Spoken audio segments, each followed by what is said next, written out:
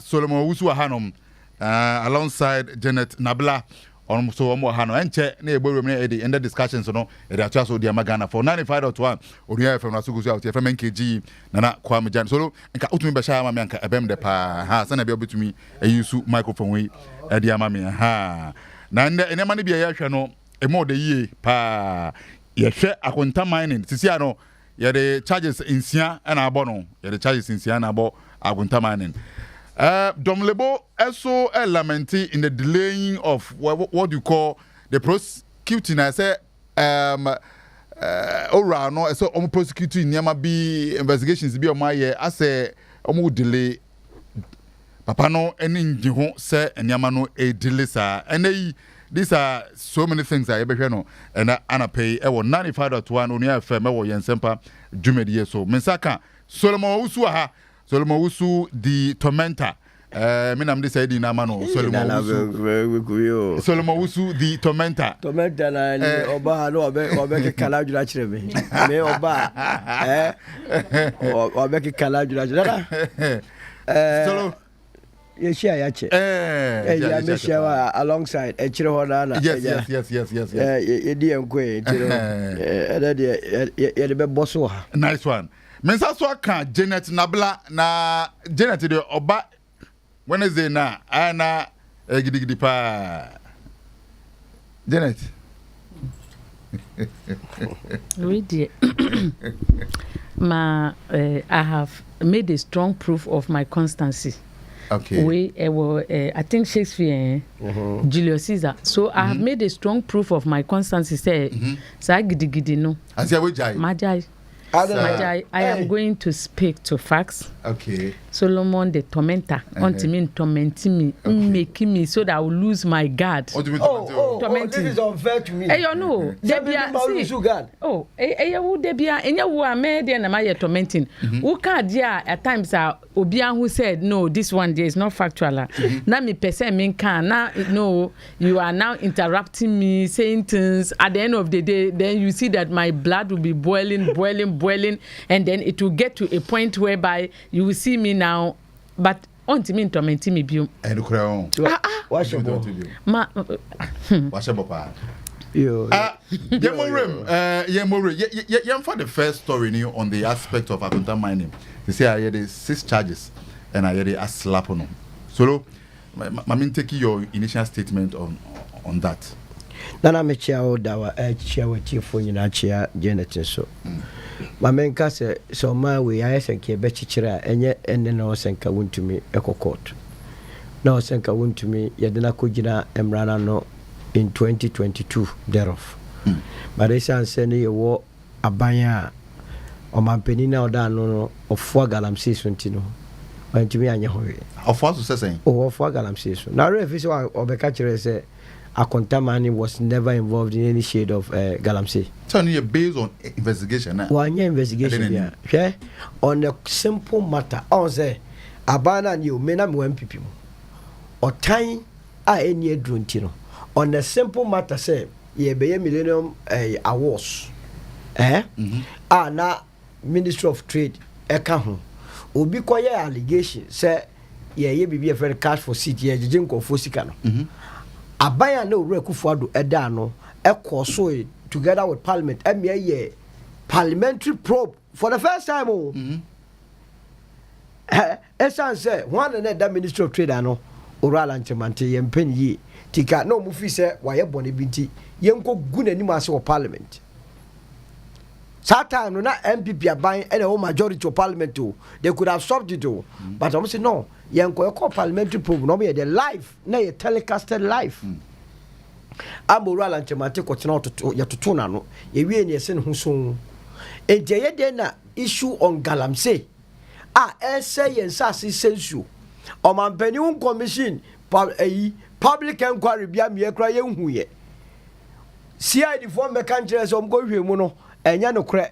In fact, one kasa Minister of Lands and Natural Resources Abujinapo, anyone kasa nipa appointed to the Minerals Commission ebe ka kire say your friend say Wontumi na ne nkofo ne wura tano nimere forest mu na no mu ni license bia na say permit and as a mining lease also omo day edi wuram eno nti on what basis ano mampani be ka kire say akonta mining was not involved any form or shade in any illegal mining. Now so mampani be di ntro.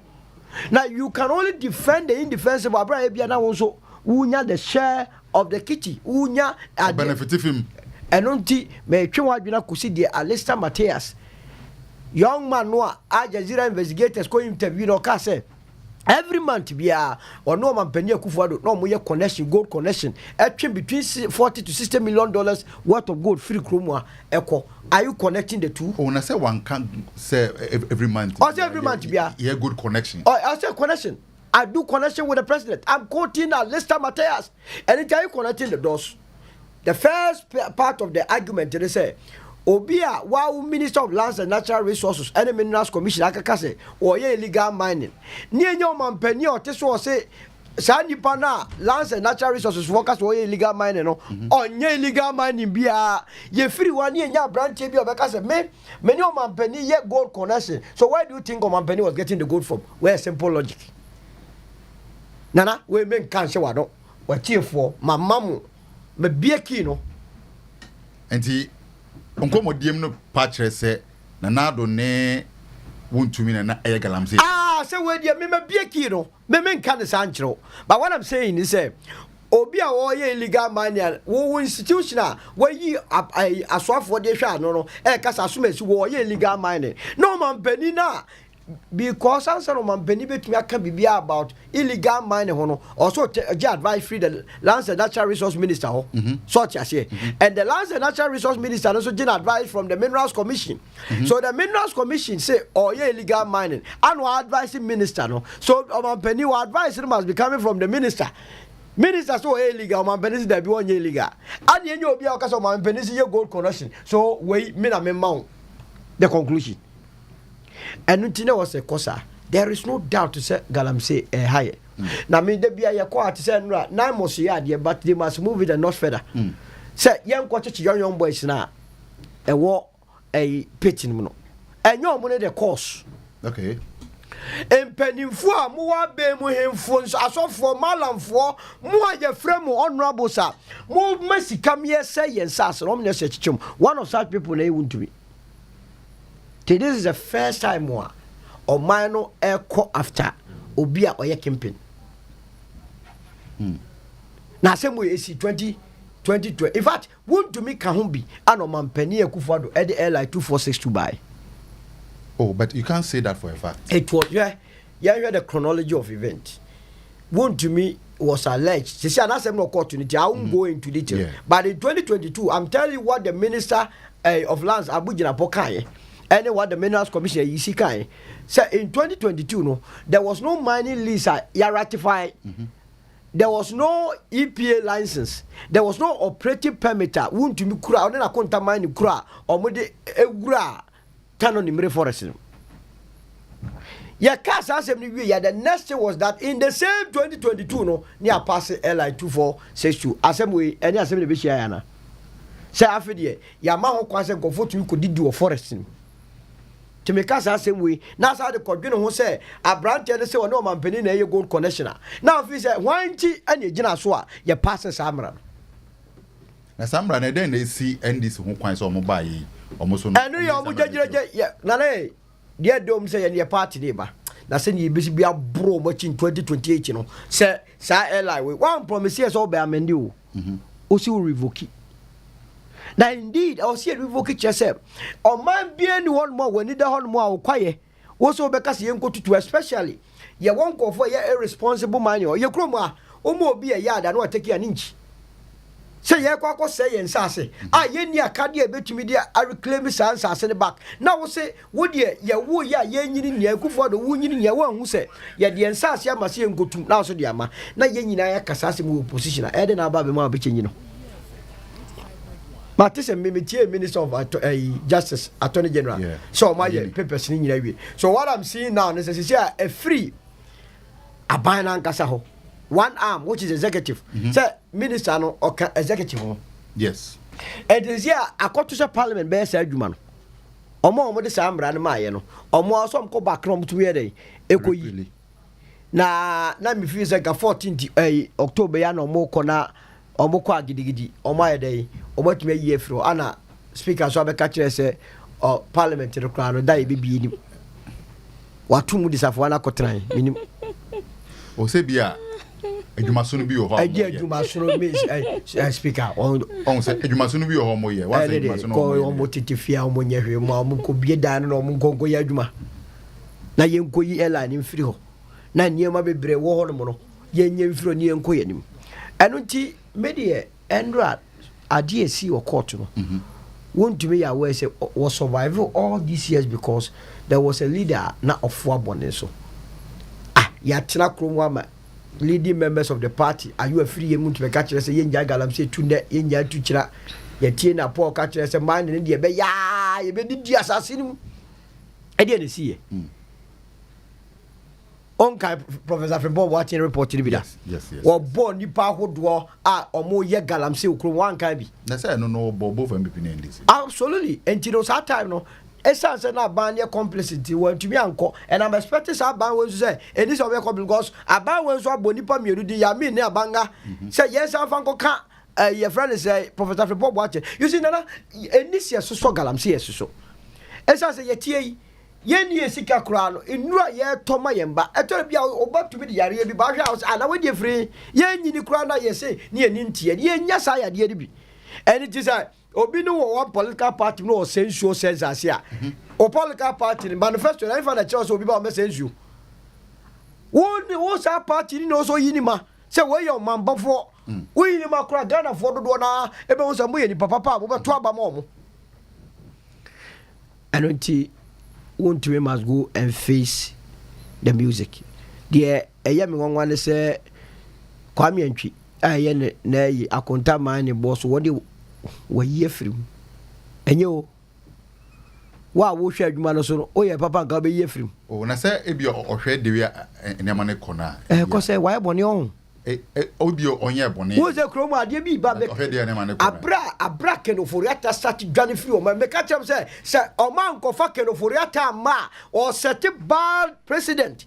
Se si anu di bone o be ye free man ka anya nu na sie na nya nu na sie. Kwame Antwi ye free. Obaba. Kwame baba. O she yembo. Obaba. Kenoforiata de afenyo ko gina parliament she bo se me o. Ere da be. October. Na me ni October epe. Me bi. So, enutino ono no a wodi ade ne nim kra ya we look me share video bi in 2022 credit to UTV na mebu forestry commission asofo ehemfo a wasamra boy ewura tano nimri forest mu a omso mo ne ye friend akonta man e de kwakoye ani na ya ambushi omo na tuo ni ade sisi omo so say enyomo no gojeje o inside omo anya nwu a omeku omo na bi tie ohempon a o samra boy ho no ka se adan no se basa nana why must we sit in a country a beautiful country like ours na ya man go for kakra bi sika edufro pet sika ni bre min sika kura mi hu di omo je omo de ye ni anya ne kakra am se kura ye ni gise wo sika no bibie no wo mo a ya akono ebi no anya sika ya omunya wi ana omunya stroke omukura omuntumi nante obi wi bi ne ho dendende woni sa nipa no wane wo abrabobo ne je. All right. Solomon Owusu, Onua senior member. He's a senior member and he's a communication director. Solomon Owusu. Communication director, Movement for Change. Position way. Where you from so? And this is here a political party kasi ya wa na sala bada na abawi abamu na boy na yempame movement for change what's it be original of course yes onyame pengu sa obe join winning party na winning party na onyame pengu sa obe join winning party na alantremantin ti a political party so a Ghana for see there bi omo ntimi nye yi omo nko na alantirmante na a whole ministry of trade I want to handle obeti ma handle Ghana oh don't go there pacho mami come me asem so don't divert me one now I'm going to be very calm about it. Janet yam call Chairman Wontumi. It's a disgrace, a total disgrace to this country. And then who say obi nsuro nyankopon a nipa kro no to me die oye NDC member obi a nsuro nyankopon bia o ti sa party no so mami ka bibi nkire wo Wontumi now Wontumi we say Wontumi here bibia. I'm not doubting that maybe he has done something or he has not done something. That's not my bone of contention. My bone of contention is say, how dare you with dirty hands, unclean hands, you kingpin of Galamsey, to arrest your colleague Galamsey, say who didn't punish it, whilst you are still there in the pit. Today, this hour, wuna we were pit in this one we Galamsey. Now we see who do be koko this in punishing. She ye serious our Ghana ha. Ena onyankopon on pese onu na serious people in yejuma. Na we see wo onyankopon huhun kronkron wo so na obi ya ade a emfata wo be bie wenum aka because one day onyankopon ye nyina wo be bisa ye asem baako de ye ba wiase ha ye contribution towards humanity ye ba ye say ye be follow nipa na ye ba ye say yankasa we can be able to come up with something na Ghana ebe boa Ghana ama Ghana akwenenim hwe crime is well fought when you punish your own people. That is when crime is well fought. It's not when you punish opponents. The Attorney General is a disgrace to this country. And you know, President Mahama, Attorney General. Oh, Jane. Mamino won't cast him. Mamino won't cast him. We are justified. When a vote my Attorney General. I'm saying, I say, based on the Komoya Udi. Mamin cast him. I'm justifying it that it is a president who is behind everything in Galamsey. Let's not lie about it. You know it. Solomon knows it. Ghanaians are aware of it. Did you have for Galamsey? You do not do. Hey, what did she say here? Who named that for a fact? Me name that for a fact. Say, you're president. You are the one in controlling the whole Ghana. And now, Obimu destroy Landa. What Babe catcher me say? We are getting a lot of gold from those who are destroying the land, and because of that, we are getting money. No, as a result, President Kadien, what's gold destruction? The president applauded the gold board. And I see gold in the and I was soon say gold board. There be on casa or see because of the Galamsey, this gold the amount of gold we get have increased. President said that I will not put those words. Say me or say me boy. One family court na me go produce evidence. No, video no so. The president did not mention Galamsey. No, or say or mention Galamsey. Or say Galamsey nenti. Since we have gold, this in the amount of gold we get have increased. The president, share debia wuka say am in family no ntoso. Enti dia me can say I want no cremo. President Mahama is the one in charge of Galamsey in this country. Onu ne tena so onim mfaso a onye free Galamsey so President Mahama ka kire me Janet say no no na ye in charge of Galamsey ya. Let him put up a state of emergency. Say onye blessing from Galamsey, he should put up a state of emergency to protect our land and water bodies. She anapay me ba na bibi was ringing in my mind. When him say on the third day, the Bible says that God created the land, created the rivers, whom he regarded as seas, and planted trees and everything. When you mean ye onyankopon ne ye na wo President Mahama wo na wo ye in charge of the lands onyankopon create ye, water bodies are all create ye, and now you are superseding over the destruction of God creation. Now when ebe punish you nye onyankopon. So even though we are talking, but the punishment from God that is coming to people who are helping Galamseyers, to who the president is the leader of all these things, they will soon see. You cannot put your hand in the eyes of God and go away with it. And the God we serve. Because Onu land no any dear, water bodies no any dear. When a in charge, President Mahama, who can about Nanado, he is no more in power. We sack him. He could not solve Galamsey. We sacked him. So there's no need for you to talk about him anymore. Then we went and brought a political party led by liars, people who tried to do us 419. They came. We are going to put this in state of emergency, state of. And I voting ma sani pakromo. And a President Mahama Onua leader of this group. I am can create. President Mahama sisia uka Galamsey obe tieni say on kasa obe who kasa about putting in state of emergency. No can about the amount of gold Ghana is getting. President Mahama who say Galamsey won fast work set gold board. Majority of the gold from gold board is gotten from Galamsey operators. We should close the gold board. That's the first thing the president can do.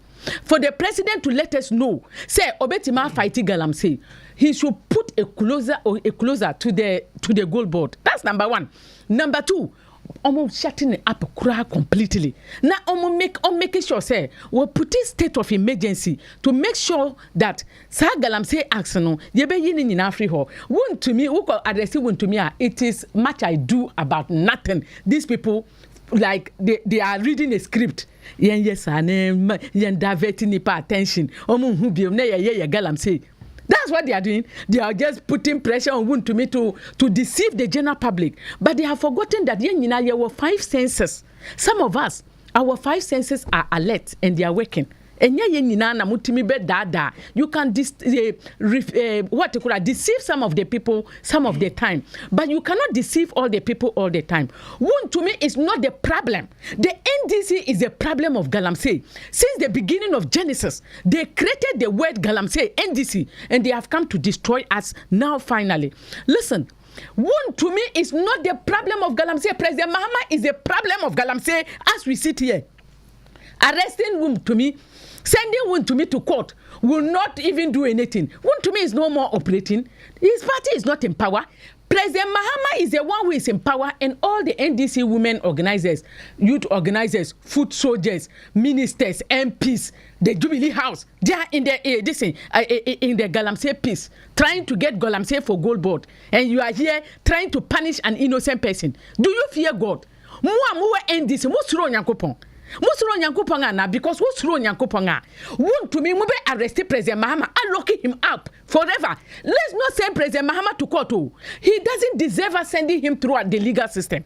The crimes this man has caused, when we talk about Galamsey, he deserves to go to jail without being given the opportunity to defend himself. Jane, let's also put this on record that President Mahama is not doing Galamsey. That is one. So the gold board, where are they buying their Galamsey, their gold from? And gold board, Omutom gold, if it's small scale mining, not Galamsey. We don't have small scale miners in Ghana. They are all Galamseyers. It is a small scale miners that we call Galamseyers in Ghana. I have told you, President Mahama buy and then small scale miners. Mamima Ghana frontier, she said, anytime President Mahama says small scale miners, it's a lie. We have no small scale miners in Ghana. They are Galamseyers. It is a small scale miners. That is not a fact. It's a fact and scientific way of people who want to think the truth. Omo Galamsey activities bia obi oya Galamsey kingpin. Ofre Galamseyers small scale miners. We don't have small scale miners in Ghana. They are the small scale miners that are destroying our environment. So where we and there was no rules or settlement.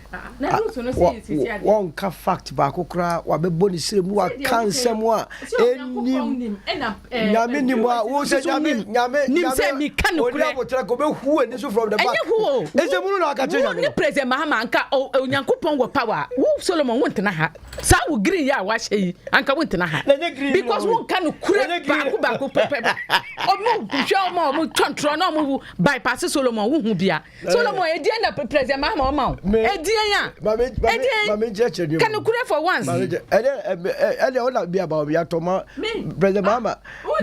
Me, but when you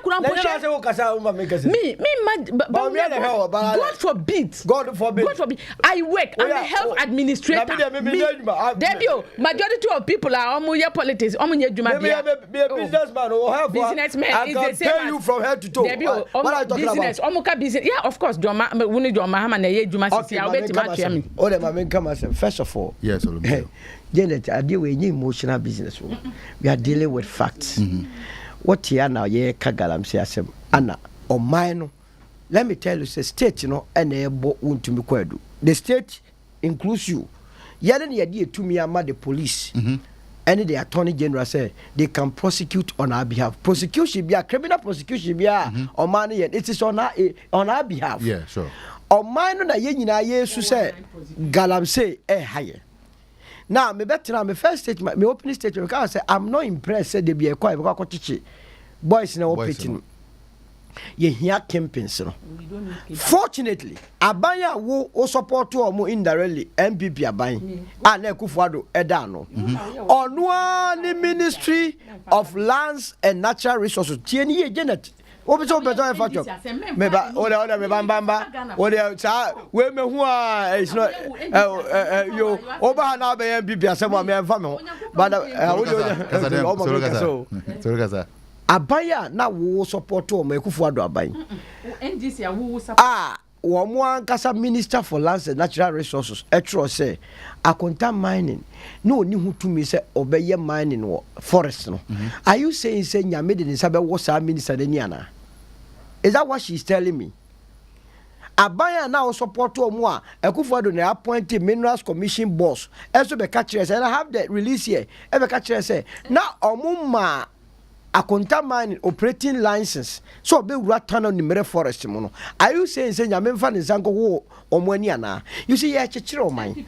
There are issues there are say NDC for some na aba na ebeka. And this in here, they not kokota some number any beka. See on topic that when and say Wontumi and Yabon kwedu 6 counts in 2 different courts. There they only say our access to lawyers are on the kwakwa charge no. Yeah. Obe kwakwa chim a kwanya or fast so owura tan on the referee. Na sema yeke.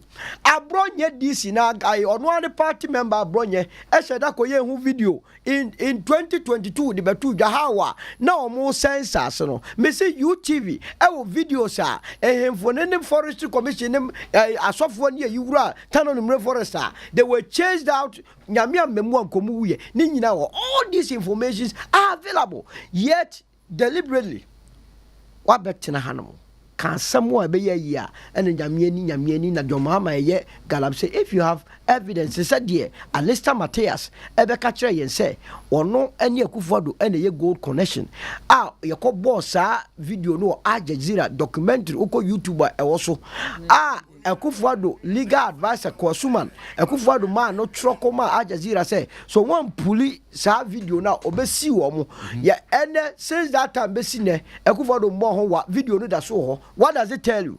Now I have also referenced you say abras asem we buy a lands commission lands and natural resources ministry eka say ampa omo de omo ma mining lease bia to akonta so nwura forest mu no ye nyawura Kufuado obeka kire yen say akonta mining was never in any shape or form involved in illegal mining. And I've told you say on a simple matter say obi akeka say ye kwakoye program bi na cash for seat no Kufuado aban no majority in parliament so me ye public inquiry into that matter about life na oral and thematical answer and a serious matter of galamsey on what basis would Kufuado nanka all my public inquiry come inquiry asem what be single-handedly Onua mene nyamene ebe ka kire nse ono di akonta ye kasa asemu ya wa betra na wo ye wo MPP so who say wa Jimmy time ni nyina di akasa o kasa okay so senior okay me so metimi akwa Al Jazeera akwa kasa mini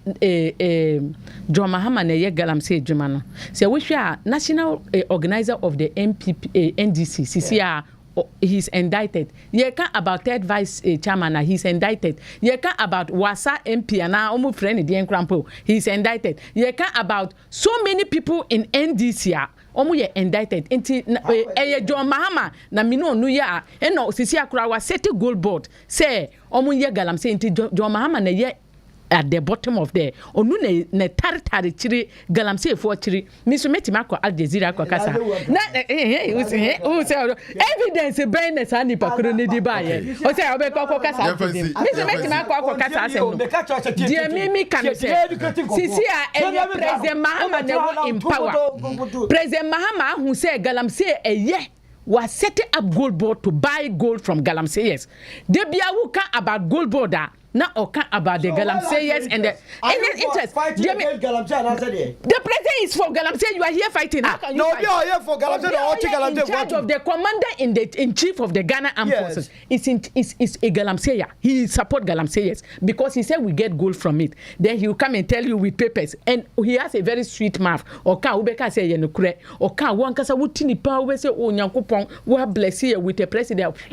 And you dear kasa Mr. Toka and do nothing. That is how President Mahama is. Toka and do nothing. Say Obana one man be constructive year. Assembly enye asemo yedi agro.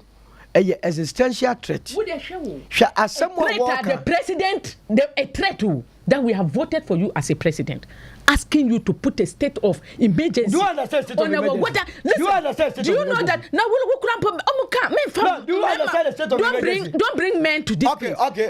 Women, 120 women have lost their pregnancies as a result of what? Because of this is not Akufo-Addo, because of this President Mahama, because he refused to put a state of emergency.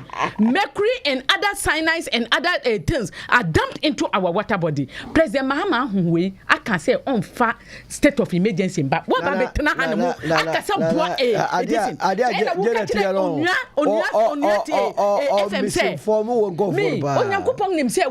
the misinformer. You think that you can say this Ghana for propaganda? Propaganda.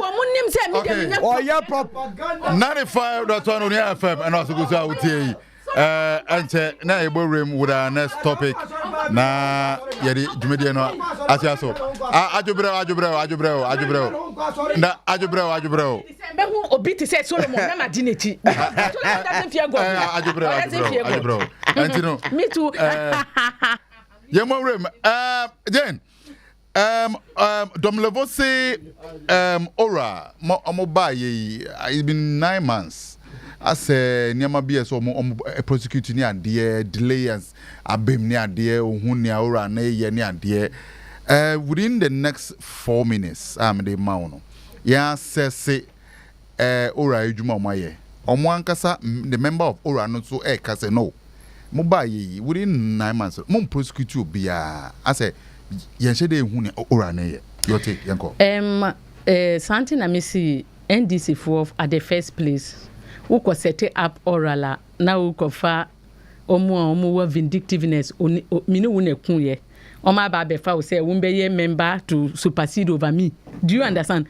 At the first place, even scientifically, who sorry now will be ye bibia na me wo adwinboni fa ho before now mo say me investigate you it will pollute everything. So Domlevo's problem with the MPP doesn't qualify him to even be a member of ORA. Me say they no canon. Me say look at you. You are here talking about are you now an NDC member or you are a patriotic citizen now? Or per se, holistically look at issues so that we can be able to solve them. She ORA la sema omukaye.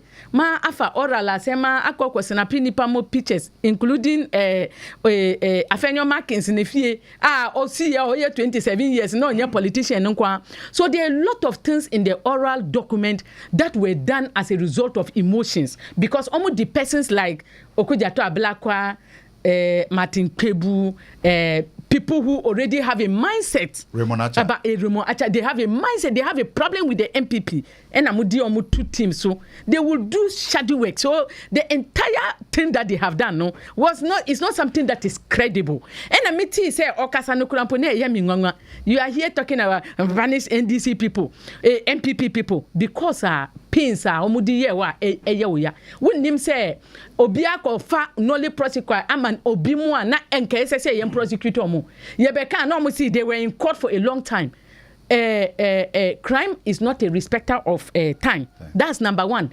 And the wheels of justice, it grinds slowly. Inti wo domlevo a sisi a wa dane NDC ni a won pese won kan okra we yet say you are an independent person. Domlevo is never an independent person. He has always been fighting for the NDC. Omofano as an auditor general. Or the pressure be ababetu NDC MPP su na oya ne character nyina na ne demeanor nyina wo be hu say we a politician na eku enye obi a oye civil servant ana obi a oye so obi a owo independent mind or person on looking into issues. Now what Domlevo why would you be in a hurry to punish NDC MPP people when NDC people their people are their loot, you don't want to look into it. Now Onua Attorney General di call to come out nolly prosecute. Me tro krata mamu say mu fa mu ka hu mu oral nusu.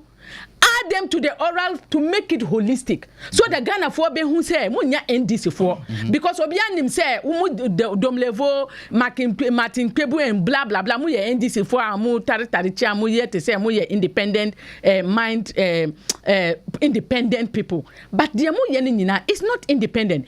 I told you guys add them even okujato ablakwa mi troma omo mi di Martin Pebu mi kachire ni say ni fie na ewo airport view no.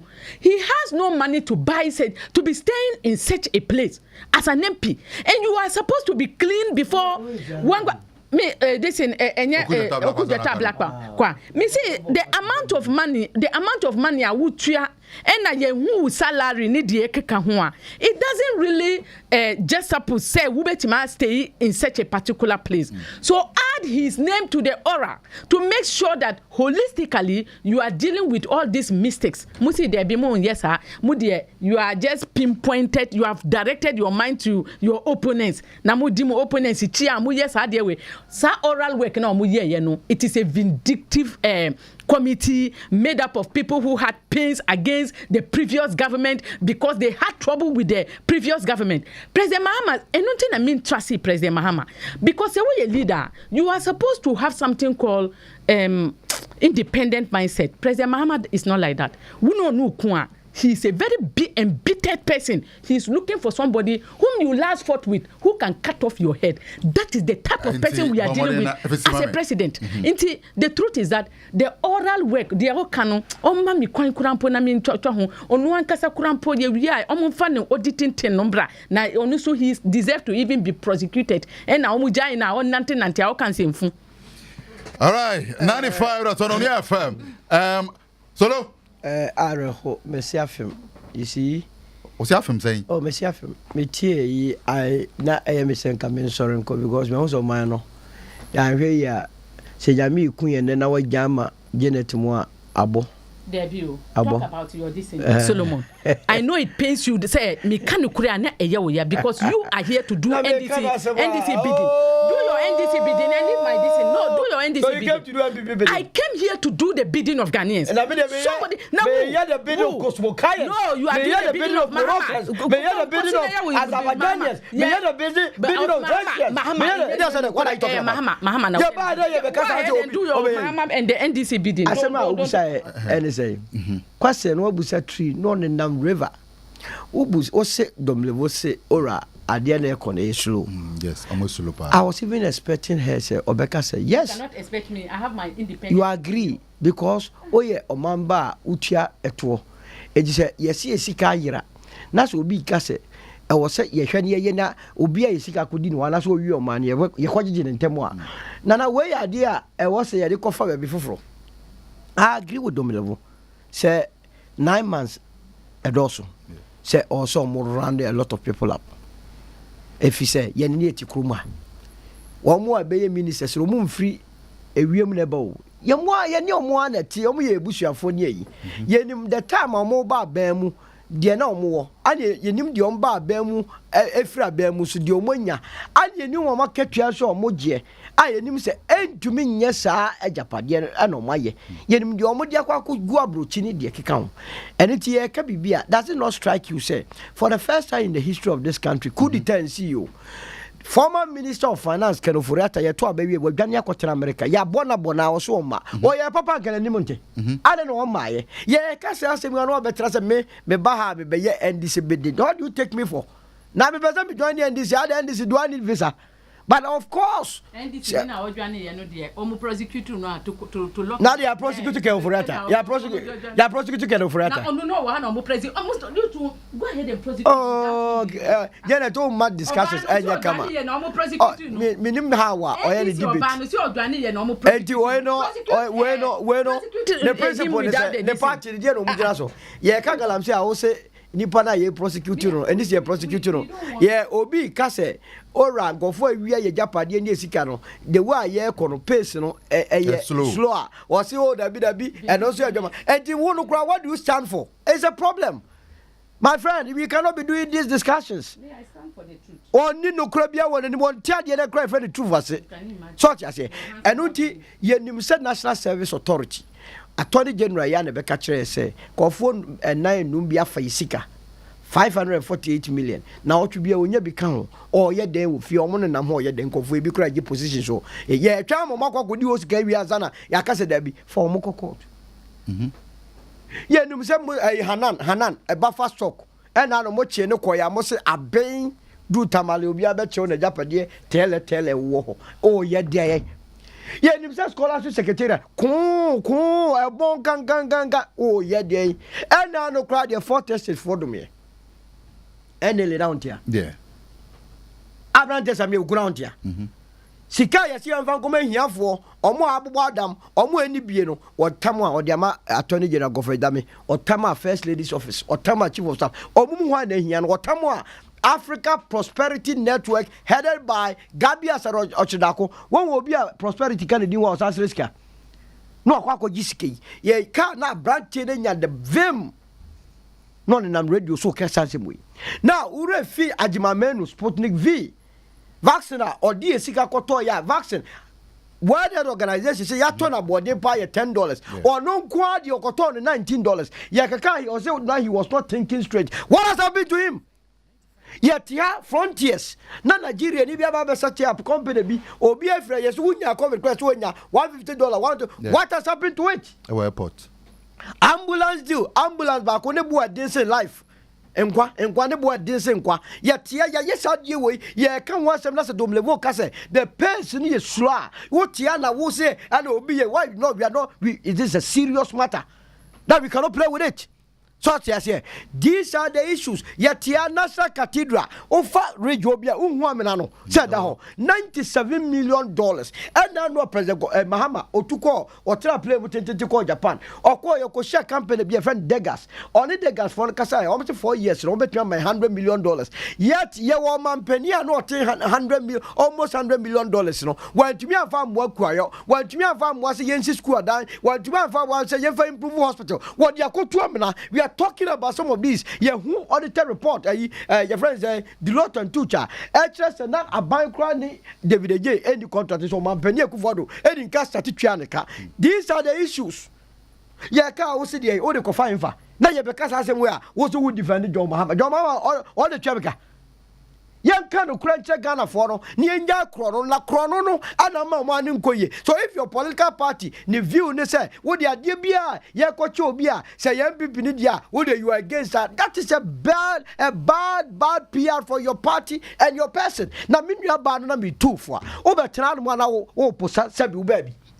Oh, that be, sir, or also in some no see, the Okano. MPP for NDC for Collins Dauda Collins Dauda $200 million. But who told you that supported that?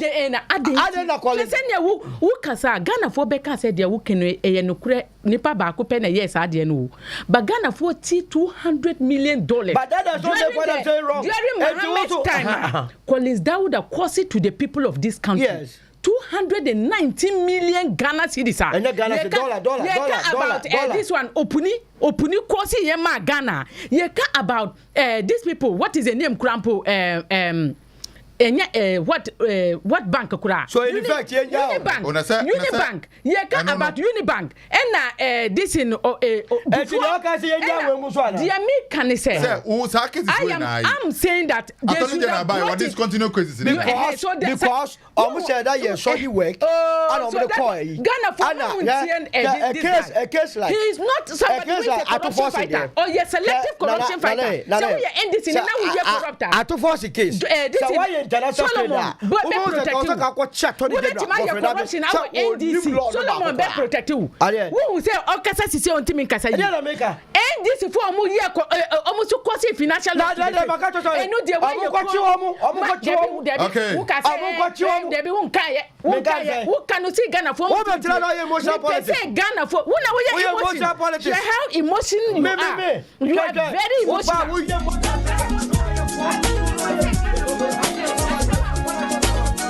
The time na see Solomon Wusu ne Janet Nabla. Omo ko chasu e chire o. Ana pe yere bibia say